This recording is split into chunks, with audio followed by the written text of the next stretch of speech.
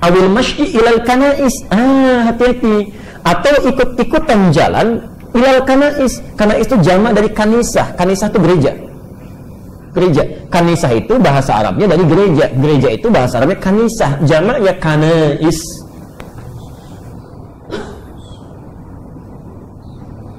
Boleh saya hapus? Jangan Ustaz, saya aja yang hapus Ustaz. Gak apa-apa, saya aja. Saya aja gak apa-apa.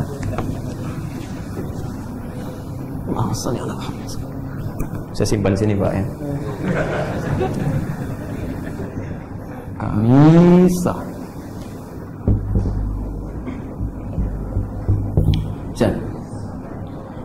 Maaf, jelas spidolnya? Alhamdulillah.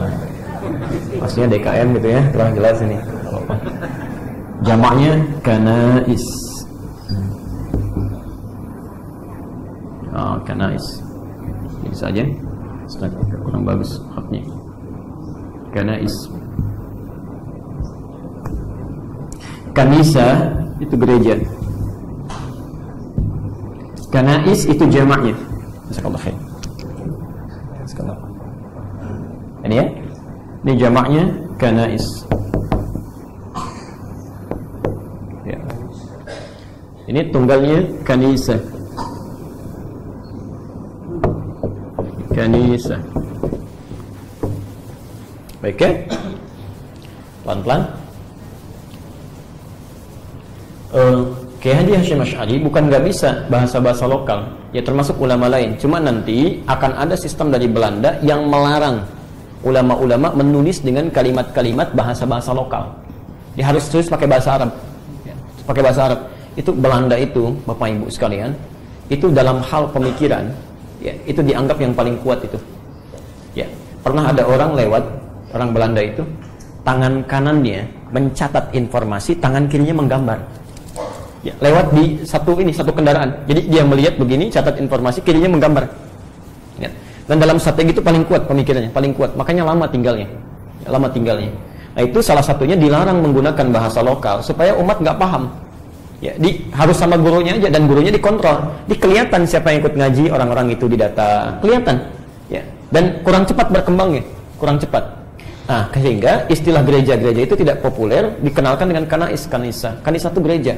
Perhatikan, ini sudah mengeluarkan fatwa beliau di sekitar tahun 1908, ya. Bahkan sebelum NU-nya didirikan oleh beliau ini, ya, tahun 1926, 31 Januari 1926. Perhatikan, awil masyi ilal kanais, atau ikut-ikutan datang ke gereja ma'ahliha, bersama orang-orangnya, penganutnya.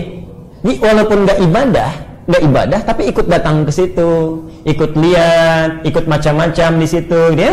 Nah, ini diberikan fatwa nih. Ayo kita lihat. Bizayyihim minaz zananir wa ghairiha, atau bahkan mengenakan atribut-atributnya, pakai topinya, ya, pakai mantelnya, pakai macam-macamnya. Perhatikan fatwanya, ini tegas sekali.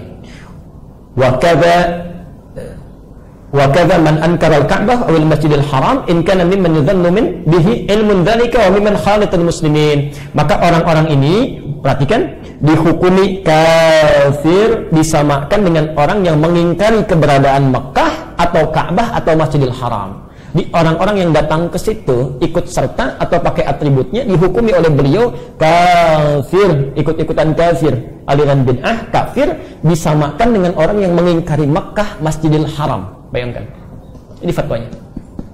Ini agak aneh menurut saya. Kalau ada orang yang kemudian mengakui beliau sebagai guru besar, jadi panutan, tiba-tiba bisa ikut masuk ke situ, bisa lihat, bisa ngontrol, bisa macam-macam. Itu agak aneh. Di saat yang bersamaan, misalnya, mohon maaf, di saat yang bersamaan itu mengatakan kagum ini ajaran itu tidak benar. Ya, ini kitab aslinya. Dan dikarang betul oleh pengarangnya. Ini fotonya masih ada. Dan ada jenggotnya ini. Betul. Ya, betul. Ya. Jadi kalau yang nggak ada jenggotnya itu awas, itu hati-hati, itu keliru, salah. Kalau ada jenggotnya betul, ini saya bawa aslinya tuh. Ya, silakan cek aja itu ya, nggak ada. Pelan-pelan. Kita harus, kalau dari ulama kita tersalin apa adanya, termasuk macam-macamnya. Tidak boleh merubah-rubah karena dosanya besar itu. Ya, keliru kita. Bukan kita, mereka yang lain yang keliru. Kita enggak, insya Allah. Teruskan dulu ya. Jadi kenapa fatwa ini muncul? Ya, fatwa ini muncul, ini menunjukkan bahwa satu, hati-hati, para ulama ketika memberikan resolusi untuk berjihad, ya, kemudian memperjuangkan untuk bisa mengusir para penjajah, perhatikan bedanya. Motivasi mereka dengan orang-orang lain bukan sekedar ingin membebaskan bumi Nusantara dari penjajahan, tidak. Tapi panggilan itu datang karena li'a'da'i kalimatillah, untuk menegakkan kalimat Allah, mempertahankan agama. Catat betul ya, catat betul kalimat ini. Di bedanya motivasi orang Islam ketika berjuang, nanti itu akan diteruskan, baik itu oleh Jenderal Sudirman, Bung Dirman misalnya, ya, termasuk Muhammad Hatta itu. Muhammad Hatta itu jangan dikira, Bung Hatta itu bukan cuma sekedar proklamator, tapi orang yang memegang teguh betul itu ajaran Islam itu. Ya.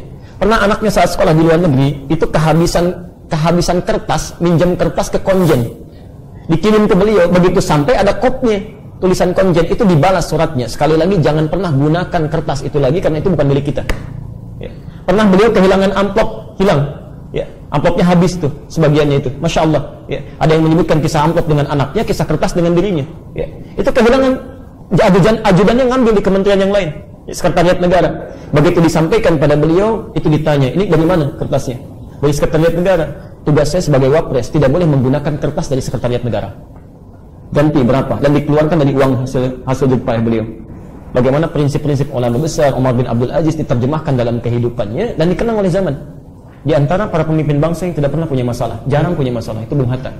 Bung Hatta, ya, Masya Allah. Ada nanti macam-macam, banyak sekali. Entah kenapa yang muncul-muncul orang bermasalah, ya, dan jadi pahlawan dan macam-macam. Nanti kita akan bahas. Tapi bukan untuk, tidak boleh kita merendahkan, mencela, tidak. Kita hanya ingin mengungkap ada sesuatu yang tersembunyi di sini. Penting kita sampaikan pada anak cucu supaya tidak keliru dalam melihat sejarah. Jadi motivasi orang Islam saat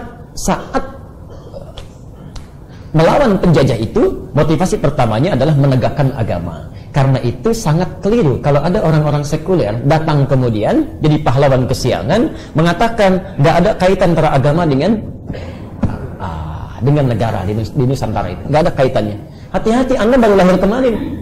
Ya, baru lahir kemarin, ya, Anda lahirnya kesiangan, ketemu penjajah jangga, orang-orang dulu mengorbankan keringatnya, darahnya, air matanya, Masya Allah, dan itu diakui loh oleh negara kita. Lihat pembukaan Undang-Undang Dasar 1945, atas berkat rahmat Allah Subhanahu Wa Taala, atas berkat rahmat Allah, nggak ada yang lain. Ya. Jadi hati-hati ketika negara ini merdeka, ada peran-peran dari santri, dari ulama, dari nilai-nilai agama. Jadi Indonesia ini nggak bisa dipisahkan dari nilai agama. Hati-hati. Saya penting sampaikan ini karena ada orang-orang datang belakangan, jelas sekali misinya, untuk menghilangkan nilai keagamaan orang-orang Islam. Ya. Salah satunya nanti itu, ada orang nggak tahu, sejarawan datang tiba-tiba mengganti nama dari Ahmad jadi Thomas, macam-macam itu. Ya. Baik, teruskan dulu ya. Nah, ini informasi yang mau saya bacakan. Maaf, cukup atau diteruskan?